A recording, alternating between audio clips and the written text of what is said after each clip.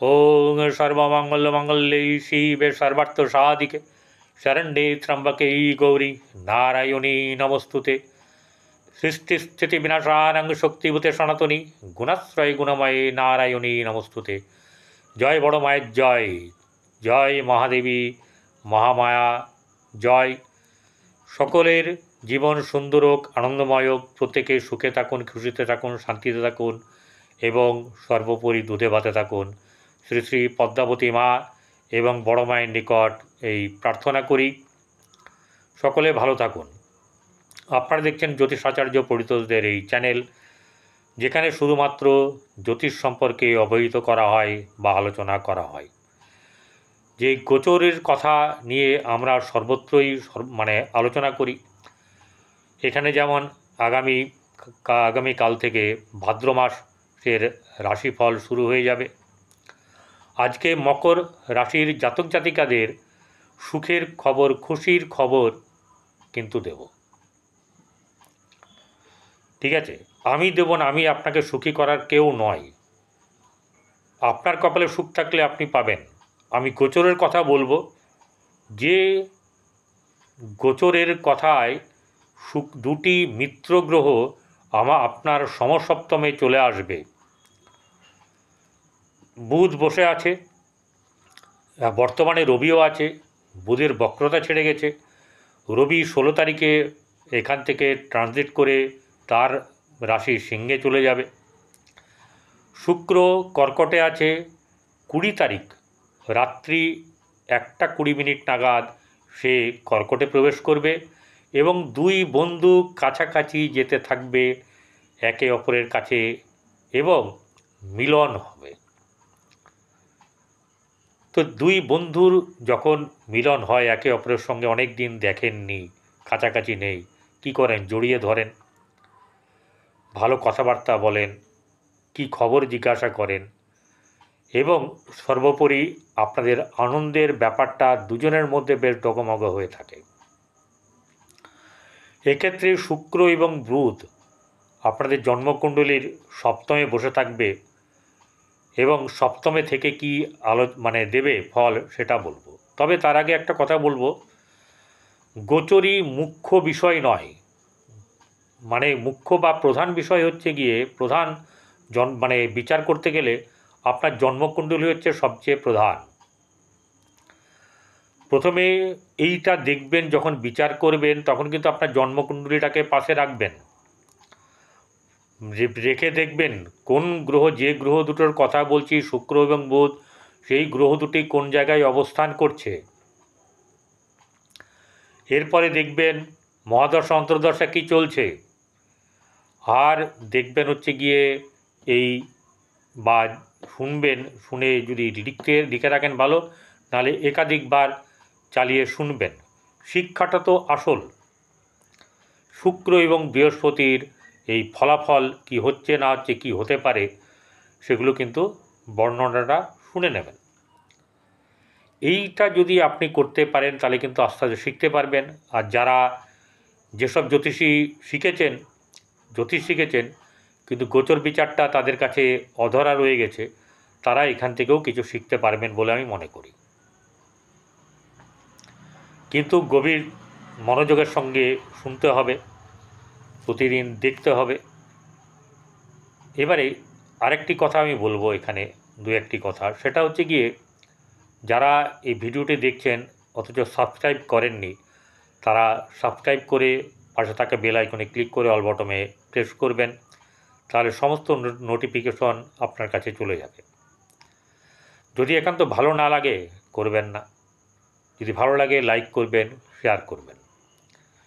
এবং যাদের জন্মকুণ্ডলী বর্তমান সময়ে ভালো ফল দিচ্ছে না, আপনারা ভালো ফল চাইছেন, ঠিক আছে, আপনারা সরাসরি সেই সব মানুষের সঙ্গে, সেই সব জ্যোতিষের সঙ্গে যোগাযোগ করুন যারা আপনার দেখবেন এই সোশ্যাল মিডিয়ায়, তাদের অনেককে দেখতে পারবেন কি ইনস্টাগ্রাম, ফেসবুক, ইউটিউব এরকম ধরনের অনেক কিছুতে দেখতে পাবেন।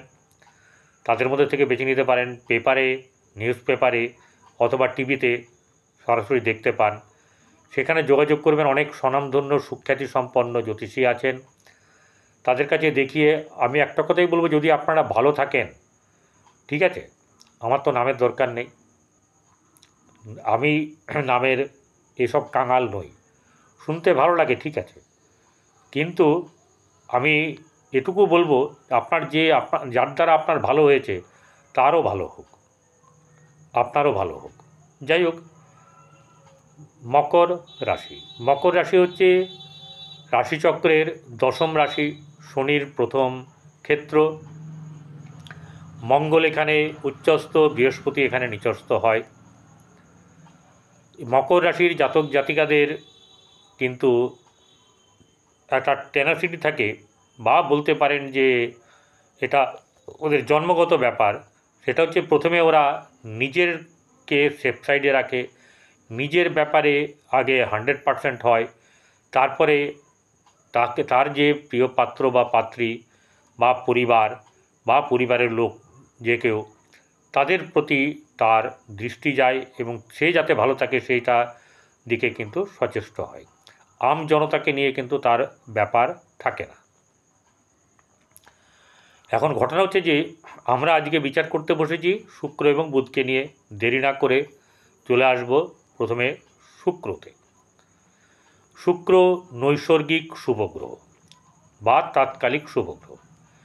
এই শুভগ্রহ আপনার রাশি সাপেক্ষে হচ্ছে গিয়ে পঞ্চমপতি আর হচ্ছে গিয়ে নবমপতি, তাই তো?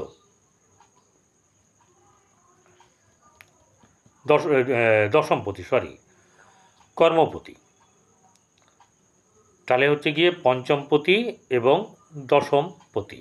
তাহলে এই যে শুক্র আপনার রাজযোগের কারক, বলতে পারেন যে কটা দিনই আপনি পাবেন আপনি যান লড়িয়ে দিন। সুখ কিন্তু আপনার আছে, স্বাচ্ছন্দ্য আছে, ভোগবিলাসিতাও আছে। পঞ্চম জায়গা কি হচ্ছে, শুক্রর কথা বললে প্রথমে আসে প্রেমের কথা। সত্যি সত্যি শুক্র কিন্তু প্রেম, ভালোবাসার হচ্ছে প্রতীক। তো শুক্র কি করে? শুক্র মানুষকে সুখ দেওয়ার চেষ্টা করে, ভোগ বিলাসিতা আনন্দের মধ্যে ডুবিয়ে রাখতে চেষ্টা করে। যা দেখছেন খেয়ে সুখ, ঠিক আছে, যা সুখ তাতেই কিন্তু হচ্ছে শুক্র আছে। যা দেখে সুখ তাতেও শুক্র আছে। যেমন গার্ডেন, ফুল, পাখি, আমরা দেখছি যে দেখে আনন্দ হচ্ছে, সুখানুভূতি হচ্ছে, এই সুখটা কিন্তু হচ্ছে গিয়ে শুক্র। তো সব গ্রহেরই সুখ, কিছু কিছু করে সুখের ব্যাপার আছে, কিন্তু প্রত্যেকেরই তারতম্য। শুক্রের মতন সুখ কেউ দিতে পারে না। সেটা দৈহিক সুখ, সেটা মানসিক সুখ, আপনার দৃষ্টিনন্দন সুখ, এইসব নানা রকম কিছু আছে পৃথিবীতে। আমরা যত কিছু দেখি, ভালো জিনিস যত কিছু আছে, সব কিন্তু শুক্রের আন্ডারে। কারণ দেখুন, একটা পুরুষ যদি একা থাকতো, তার কিন্তু এত কিছু দরকার হতো না। বিয়ে করার পরে তার ঘরে, মানে ড্রেসিং টেবিল থেকে, আলনা থেকে, আলমারি থেকে, আপনার ভালো খাট থেকে, চেয়ার টেবিল থেকে আরম্ভ করে, ফুলদানি থেকে আরম্ভ করে, এই গ্যাসের কী বলার নাম, ওভেন থেকে আরম্ভ করে যাবতীয় যা, সব কিন্তু আস্তে আস্তে কিন্তু সেই পুরুষটি করতে থাকে। কারণ সে সুখের জগতে থাকতে চায়, সুখকে সে নিয়ে এসছে। স্ত্রী দ্বারা সুখ শুধু শারীরিক সম্পর্কটা নয়, অনেক দিক থেকে স্বামী স্ত্রী দুজনে কথা বলেও সুখ পাওয়া যায়। একসঙ্গে থাকলে হাতে হাত ধরে কিন্তু কাঁধে কাঁধ মিলিয়ে অনেক পথ চলা যায়, সেটাও একটা সুখ। যাই হোক, পঞ্চমের যে ব্যাপার, পঞ্চম হচ্ছে পুত্রের জায়গা, ঠিক আছে, সন্তানের জায়গা। সেই সন্তানের জায়গাতে কিন্তু আপনাদের কি হবে, আপনারা চেষ্টা করবেন যাতে করে এই যে শুনছেন সেগুলোকে মনে রাখার। এবং সবচেয়ে বড় কথা হচ্ছে যে এখানে যখন আপনি শুনছেন কথাটা, শুধু এখানে এই সন্তান সুখ, এই আপনার প্রেম ব্যাপারটা নয়, এটা প্রতিভার ব্যাপার, আকর্ষণের ব্যাপার, এরকম বহু কিছু এখানে কিন্তু পঞ্চম জায়গাটা হচ্ছে আনন্দের জায়গা। তেমনি দশম ভাব হচ্ছে কর্মের জায়গা। এই কর্মের জায়গাতে কর্ম আপনি যে পাবেন সেটা দেখবেন একটা সুন্দর জায়গা, অর্থাৎ সাজানো গোছানো জায়গাতে আপনার পাওয়া যাবে। কিন্তু এখানে একটা কথা বলি, that is depend on your রাশিচক্র অ্যান্ড মানে ভেনাস। ভেনাস মানে শুক্রের অবস্থান। শুক্রের অবস্থান কীরকম হয়ে আছে আপনার জন্মকুণ্ডলিতে, সেটা কিন্তু মোস্ট ইম্পর্টেন্ট। শুক্র ভালো থাকলে এখনও কিন্তু খুব ভালো ফল পাবেন, যদি না থাকে তবুও কিন্তু পাবেন, কিন্তু ততটা নয় যদি ভালো থাকলে যতটা পাওয়া যায়। এই শুক্র বসে আছে কোথায়? আপনার সপ্তম। সপ্তমের জায়গাটা কি সেটা পরে বলবো, কারণ বুধ আছে, বুধেরটাও বলে নিই। বুধ হচ্ছে গিয়ে আপনার ষষ্ঠ ভাবের এবং হচ্ছে গিয়ে আপনার ভাগ্যভাব। ষষ্ঠ ভাব হচ্ছে গিয়ে রোগ, ঋণ, শত্রু প্রধানত, কিন্তু এর সঙ্গে অনেকেই মানে বলে না, তার মানে নয় যে সে জানে না। সেটা হচ্ছে যে এখানে প্রতিষ্ঠার জায়গাও আছে। অর্থাৎ প্রতিষ্ঠা বলতে আপনার লাইফে সেটল ইকোনমিক্যাল দিক থেকে, সেই প্রতিষ্ঠার জায়গা কিন্তু হচ্ছে ষষ্ঠ ভাব। তাহলে শত্রুর জায়গায় এখানে যদি শত্রুর অধিপতি হয় বৃহস্পতি, বুধ কী করবে? শত্রুকে দমন করবে। রোগের ব্যাপারে রোগ কমানোর চেষ্টা করবে, কিন্তু বুধ কিন্তু ভেতরের রোগগুলোকে বাড়িয়ে দেয়। বুধ কী করে? ভেতরে কী করে? রোগগুলোকে আটকে রাখে। যেমন বমি পাচ্ছে কিন্তু বমি হতে দিচ্ছে না, হাঁচি পাচ্ছে হাঁচি হতে দিচ্ছে না, এরকম ধরনের আটকে রাখার স্বভাব হচ্ছে কিন্তু বুধ। একটা বুধের স্বভাব হচ্ছে ভালো, আটকে রাখা, মানে যেটা হচ্ছে গিয়ে রেখে দেওয়া, সেটা হচ্ছে স্মৃতি। আমরা যা পড়ি বা জানি বা শিখি বা শুনি, সেগুলোকে স্মৃতির কোঠায় মানে বেশ ভালো করে মজুত করে রাখা, সেটা কিন্তু বুধ করে, এটা কিন্তু ভালো। বুধ খারাপ হলে নার্ভাস সিস্টেমের কিন্তু গণ্ডগোল হবে, হাত পা কাঁপবে, শিরা উপশিরায় গণ্ডগোল বাঁধবে, এরকম বহু কিছু ব্যাপারগুলো ঘটবে। আর এই শুক্র, এই বুধ যে ভাগ্যভাব তো অনেকেই জানেন, সবাই জানেন প্রায়। ভাগ্যভাব হচ্ছে আমাদের ভাগ্যর জায়গাতেই আমাদের সমস্ত কিছু কিন্তু লেখা থাকে। আমরা বলি কপালে লেখা আছে, ভাগ্যস্থানে ইচ অ্যান্ড এভরিথিং লেখা আছে, কার সঙ্গে দেখা হবে, কোথায় খাওয়া হবে, কী খাবেন না খাবেন, কী হবে না হবে, এখানে সব কিছু কিন্তু লেখা আছে। তাহলে এই ভাগ্যের জায়গাটাও কিন্তু উজ্জ্বল করার চেষ্টা করে বুধ। এবারে এই বুধ বসে আছে সপ্তম ভাব। সপ্তম আমাদের কীরকম জায়গা? সপ্তম হচ্ছে আমাদের, প্রথম হচ্ছে বৈবাহিক জীবন, বিয়ে হওয়া, দাম্পত্য জীবন এবং আপনার ব্যবসা। বুধ হচ্ছে ব্যবসার কারক গ্রহ, দেখুন এখানে কিন্তু বুধকে পেয়ে যাচ্ছেন। শুক্রর সঙ্গে বসে আছে, শুক্র আপনার রাজযোগের কারক গ্রহ, সেও বুধের সঙ্গে বসে। এই একসঙ্গে বসে থেকে যে লক্ষ্মীনারায়ণ যোগ তৈরি হয়েছে, সেই লক্ষ্মীনারায়ণ যোগে আপনাদের আর্থিক দিক থেকে বেশ ভালো মজবুতি আসবে। যে কটা দিন থাকবে, বারবার বলছি, সেই কটা দিনে তো শুরুয়াত তো ভালো হবে, এর পরবর্তীকালে কিন্তু আরও ভালো হওয়ার সম্ভাবনা থাকবে। কি হবে?